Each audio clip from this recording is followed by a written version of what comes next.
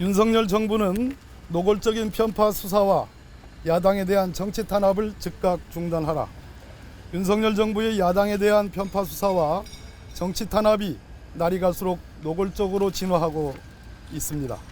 서울중앙지검은 정기국회 개원 당일 이재명 당대표를 소환 통보했고, 수원지검은 바로 어제 이재명 당대표 부인 김혜경 씨에게 출석을 요구했습니다.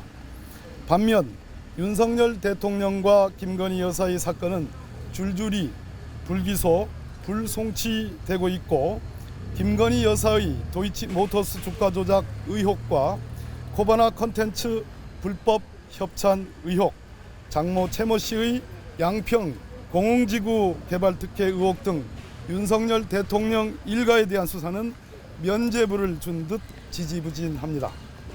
특히 도이치모터스 주가 조작 사건은 김건희 여사가 직접 도이치모터스 주식 매수를 지시하였다는 녹취록이 공개되었음에도 불구하고 김건희 여사를 소환 조사하겠다는 일말의 움직임도 없어 이미 불기소를 정해둔 듯 것은 아닌지 의심됩니다. 법은 누구에게나 평등하게 적용되어야 하고, 기소를 결정하는 검찰은 더욱 치우침이 없이 법을 공평하게 적용해야 합니다. 검찰이 어느 한쪽에만 가혹하다면, 부당하다면 국민들이 검찰의 수사에 대해 어떻게 신뢰할 수 있겠습니까? 9월 5일 발표된 한 여론조사에서는 검찰의 여당 관계자 수사와 야당 관계자 수사가 불공정하다는 평가가 63.7%에 달하는 것으로 나타났습니다. 국민의 3분의 2 이상이 검찰이 여당 인사와 야당 인사를 차별하여 불공정하게 수사한다고 느낀다는 참담한 현실이 드러난 것입니다. 국민의 신뢰 없이 검찰은 존립할 수 없습니다. 그러나 현재 검찰의 정치권 수사는 국민의 신뢰를 잃었다는 점이 객관적인 지표로 확인되고 있습니다. 이원석 검찰총장 후보자는 인사청문회에서 모든 사건을 치우침 없이 수사하고 결정함으로써 검찰의 공정성과 객관성을 한층 강화하겠다고 선언했습니다. 그러나 현실은 오로지 야당과 전 정부 인사, 야당 대표만이 수사 대상으로 언론에 오르내리고 있고, 일부는 기소까지 마무리되었습니다. 말 그대로 야당 탄압용 부당한 수사라고 명명하지 않을 수 없습니다.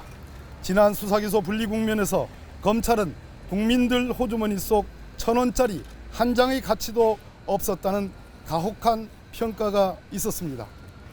검사, 그대들이 배우고 익힌 정의라는 관점에서 지금 벌이고 있는 이 추잡한 사냥이 올바르다고 보는 겁니까? 이러고도 역사와 국민 앞에 검찰이라는 제도가 의미 있게 존속할 필요가 있다고 주장할 수 있습니까? 검찰은 지금이라도 야당과 전 정부에 대한 정치 탄압적 부당한 편파 수사를 중지하고, 여야와 지난 정부, 현 정부를 가리지 말고 공명정대한 판단을 내려야 할 것입니다.